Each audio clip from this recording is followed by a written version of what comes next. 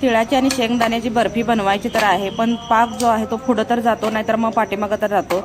अगदी पाक आपला मऊसूत तर होतो, नाहीतर अगदी हार्ड तर होतो. तर तसं न होता इथं तुम्ही बर्फीचा आवाजच ऐकला असाल, म्हणजेच आपल्या चिक्कीचा. तर अशा पद्धतीनं जी चिक्की आहे शेंगदाण्याची आणि आपली तिळाची, अगदी साधी सोपी पद्धत जी आहे ती मी इथं तुम्हाला सांगणार आहे. अशा पद्धतीनं तुम्ही नक्कीच एकदा करून बघा.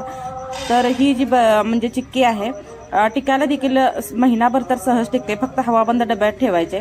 तर त्यासाठी इथे बघा प्रमाण हे खूप महत्त्वाचं आहे. तर 1 वाटी इथं मी शेंगदाणे घेतलेले आहेत. छान असं व्यवस्थित असं खरपूस न भाजता मंद गॅसवर असं अगदी तडतडेपर्यंत व्यवस्थित छान असं भाजून घ्यायचं. तर मोठा गॅस या वेळेला करायचा नाही, मीडियम टू लो गॅसवरच आपण शेंगदाणे जे आहेत ते व्यवस्थित असे तडतडेपर्यंत भाजून घ्यायचं. आणि सेम आता त्याच वाटीनं मी आता तीळसुद्धा 1च वाटी घेतलेली आहे. व्यवस्थित तीळ आणि शेंगदाणे जे आहे ते 1-1 वाटीच घ्यायचं आहे, म्हणजेच आपल्याला गुळाचं प्रमाण पण अगदी प्रमाणबद्ध म्हणजे पाक जो आहे तो करण्यासाठी म्हणजे समजतं. तर आता इथे बघा तीळ जे आहे ते तीळ देखील मंद गॅसवर आपण भाजायचं आहे. मीडियम गॅस किंवा मोठा गॅस अजिबात तिळाला करायचं नाही. अगदी चटचटेपर्यंत व्यवस्थित असं छान असं भाजून घ्यायचं आहे ब्राऊन रंगावर. इथं तुम्ही पाहू शकता तडतड आवाज येईपर्यंत मी भाजलेला आहे. आणि शेंगदाण्याच्या ज्या साली आहे ते अशा पद्धतीनं काढून घ्यायच्या, म्हणजे व्यवस्थित असं त्याचं टरफल पण निघतं आणि त्याच्या डाळी पण आपल्याला पाहिजे तशा होतात. जर असं न करता तुम्हाला मिक्सरला पण पल्स मोडवर म्हणजे थोडंसं फिरवून पण घेऊ शकता, पण त्या डाळी होत नाहीत, त्याचा थोडा चुराच होतो. पण मला इथं डाळी हव्या होत्या म्हणून मी अशा पद्धतीने जे आहे शेंगदाण्याच्या डाळी व्यवस्थित असं टरफलासहित काढून घेतलेले आहेत. आणि हे पाकडून घेतल्यानंतर इथं तुम्ही पाहू शकता व्यवस्थित असे शेंगदाण्याचे टरफले पण निघलेले आहेत आणि त्याच्या व्यवस्थित अशा डाळी पण झालेल्या आहेत. तर चला आता गॅसवरती मी पॅन ठेवलेला आहे. पॅन कडकडीत गरम करून घ्यायचा. त्यावरती मी आता 1 चमचा होईल इतकं तूप टाकलेलं आहे. आणि आपले 2 वाटी इथं घेतलेला आहे. 1 वाटी शेंगदाण्यासाठी आणि 1 वाटी आपल्या तिळासाठी, असे 2 वाटींचं प्रमाण करून मी गुळ इथं घेतलेला आहे. आणि त्यामध्ये आता आपला पोहे खायचा जो बारका चमचा आहे त्या प्रमाणाने 2 चमचे मी जे आहे ते इथं पाणी वापरलेलं आहे. आता पाकामध्ये जर पाणी वापरलं नाही तर पाक हा हार्ड होतो, म्हणून मी आता थोडंसं पाणी इथं वापरलेलं आहे.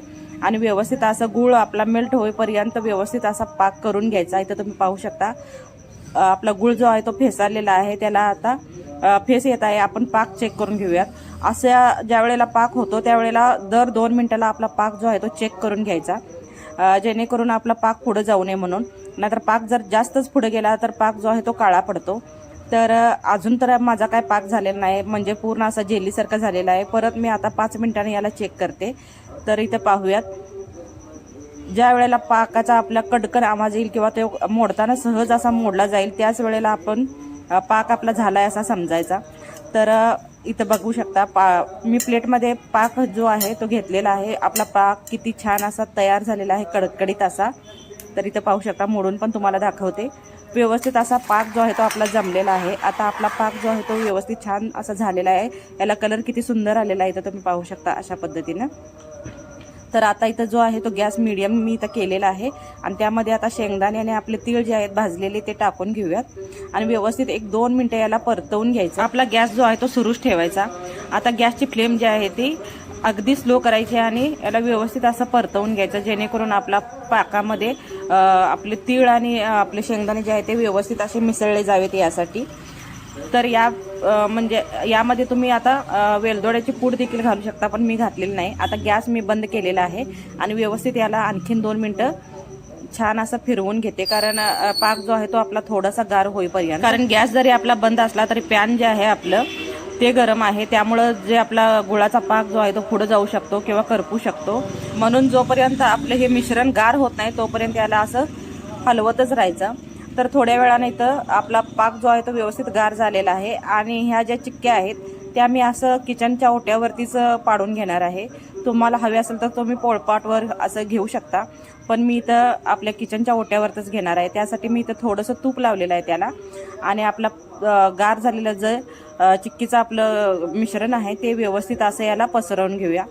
तर आता इथं तुम्ही जाड पाहिजे असेल तर जाड प्रमाणात तुम्ही करू शकता, पण मी इथं थोडंसं पातळ म्हणजे मीडियम प्रमाणातच मी असं हे करून घेतलेलं आहे. फार याला जाडे असं ठेवलेलं नाही. तर व्यवस्थित असं पसरवून घेऊयात. तर इथं तुम्ही पाहू शकता अशा पद्धतीनं याला कलर किती सुंदर आणि सुरेख आलेला आहे. व्यवस्थित असं पसरवून घेऊयात. आता जे उलथांडला लागलेलं आहे त्याचं मी आता हे काढलेलं आहे आणि इथं तुम्ही पाहू शकता याचं तिळाचा आणि आपल्या शेंगदाण्याचा लाडू पण किती व्यवस्थित छान असा जमलेला आहे। तर तुम्हाला जर हवे असेल तर तुम्ही लाडूसुद्धा वळू शकता, पण मी इथं आता ज्या चिक्क्या आहेत त्याच आता मी बनवून घेत आहे। आता त्याला आपण कट करून घेऊयात।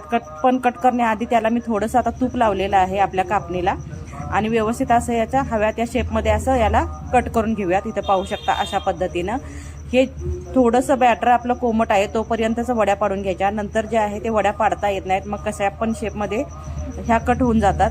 म्हणून आपण सुरुवातीलाच काय करायचं, थोडंसं बॅटर कोमट आहे तोपर्यंतच आपण याच्या वड्या पाडून घ्यायच्यात। चला, वड्या आपल्या व्यवस्थित पडलेल्या आहेत आणि आता आपण याला असं किचनच्या ओट्यापासून व्यवस्थित असं अलगद असं मोकळं करून घेऊयात।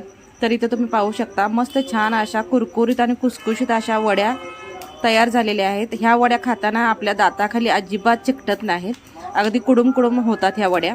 तर एक वेळेस तुम्ही देखील अशा पद्धतीनं करून बघा। मुलांना देण्यासाठी पौष्टिक असं जरी टिफिनला तुम्ही दिलात तरी चालेल, मधल्या वेळेत खाण्यासाठी अगदी कमी वेळ लागतो हे बनवण्यासाठी। एक वेळेस तुम्ही देखील अशा पद्धतीनं करून बघा, अगदी पौष्टिक असं आहे आणि घरच्या घरी ज्या चिक्क्या आहेत कमी वेळेत आणि कमी साहित्यात आपल्या तयार होतात।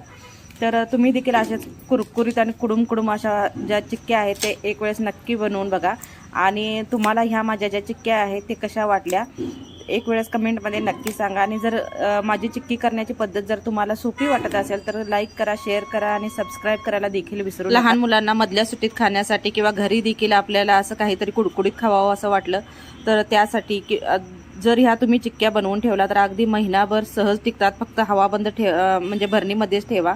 तर याला जर हवा लागले तर याला म्हणजे आपण ज्या चिक्क्या आपल्या बनवलेल्या आहेत त्या चिकट होतात। तर अशा ह्या चिक्क्या तुम्ही देखील ट्राय करा। धन्यवाद।